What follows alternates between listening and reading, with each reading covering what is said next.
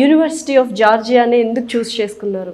యాక్చువల్గా ఏంటంటే university of Georgia వచ్చేసి మనకు main capital city of Georgia టిబ్లిసీ అనే సిటీలో యూనివర్సిటీ ఎస్టాబ్లిష్మెంట్ అవ్వడం జరిగిందండి. ఎలా అయితే మనకు Delhi capital city of India ఎలా అయితే ఉందో సేమ్ అదేవిధంగా టిబ్లిసీ is the capital city of Georgia.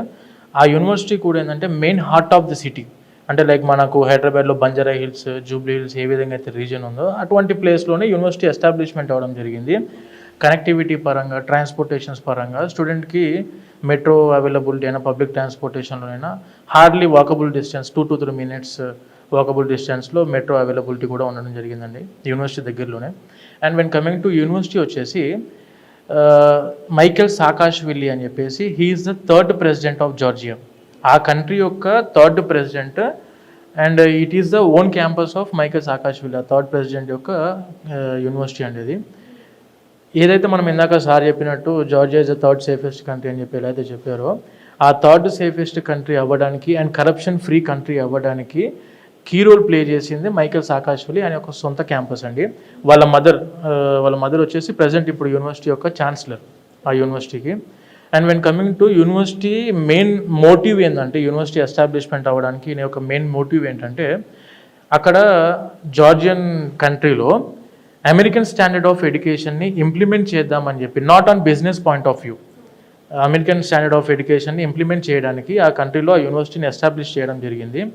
అక్కడ యూనివర్సిటీ ప్రెజెంట్ ఇప్పుడున్న స్టేటస్లో చూసుకుంటే మనకు ఆ యూనివర్సిటీ ఆఫ్ జార్జియా వచ్చేసి ranked number 1 university in the country.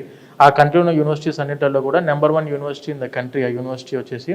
When coming to system of ఎడ్యుకేషన్లో వచ్చేసి యూనివర్సిటీ 3 dimension స్టీరియోస్కోపిక్ టెక్నాలజీ, అంటే విజువలైజ్డ్ టెక్నాలజీ ద్వారా వీళ్ళకు హై అడ్వాన్స్డ్ టెక్నాలజీ ద్వారా క్లాసెస్ ఎడ్యుకేషన్ జరిగిద్దండి. అందులో అంటే విజువలైజ్ టెక్నాలజీలో చదువుకున్న స్టూడెంట్కి ఏంటంటే సబ్జెక్ట్ ఎక్కువ రోజులు సబ్జెక్ట్ నాలెడ్జ్ గుర్తుండడానికి అవకాశం ఎక్కువ ఉంటుంది.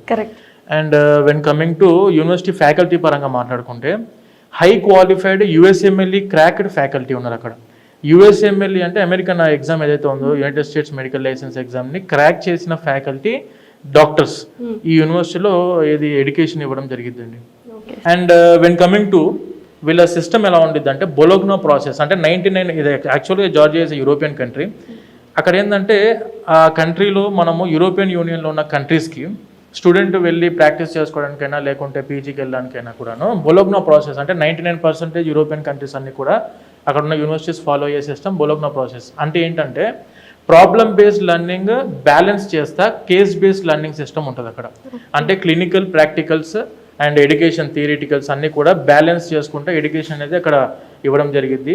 And when coming to Erasmus plus అనే ప్రోగ్రామ్ ఉంటుంది. ఎరాస్మస్ ప్లస్ అంటే ఏంటంటే స్టూడెంట్ యాక్చువల్గా ఈ యూనివర్సిటీ గురించి మెయిన్ పాయింట్ ఏంటంటే it is an American government funding university. అంటే partnership with Michael సాకాష్విల్లీ and American government ద్వారా కూడా ఫండింగ్ పొందిన యూనివర్సిటీ. DFC అని చెప్పి ఉంటుంది, అమెరికన్ ఇంటర్నేషనల్ DFC అని చెప్పి, దాని ద్వారా ఫండింగ్ పొందిన university.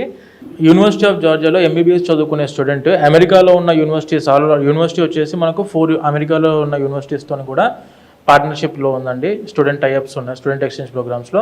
Like university of Scranton అని చెప్పేసి పెన్సిల్వేనియా USA లో ఉంది. And when coming to university of central Florida, university of north western university, Duke university అని చెప్పేసి ఈ 4 యూనివర్సిటీస్తో కూడా యూనివర్సిటీ కొలాబరేట్ అయింది స్టూడెంట్ ఎక్స్చేంజ్ ప్రోగ్రామ్స్లో. వీళ్ళు చదువుకునేటప్పుడు అమెరికాలో కూడాను 6 months to 1 year అక్కడికి వెళ్ళి ప్రాక్టికల్స్ చేసుకోవడానికి, క్లినికల్స్ చేసుకోవడానికి ఎలిజిబిలిటీ ఉంది. అండ్ వెన్ కమింగ్ టు ఈ స్టూడెంట్ ఎక్స్చేంజ్ ప్రోగ్రామ్స్ యూరోపియన్ యూనియన్లో ఉన్న కంట్రీస్లో కూడా చదువుకోవడానికి ఎలిజిబిలిటీ ఉన్న ఎరాస్మస్ ప్లస్ అనే ప్రోగ్రామ్ అండి ఇది.